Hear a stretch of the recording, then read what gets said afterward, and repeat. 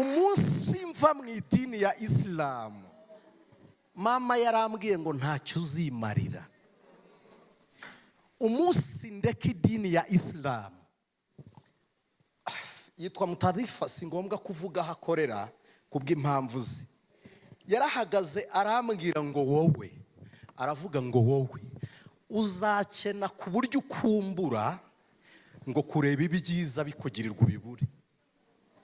Nigeze nava kwigisha, mpura n'umugabo twabanye mu musigiti atwaye imodokari nziza, amanura ikirahure arandeba, arambwira ngo ariko Imana yawe irakomeye. Ngira ngo arahamije, ndavuga nti cyane. Arambwira ngo igihe waruhiye ngo ugenda n'amaguru, ngo amaguru ntarashira.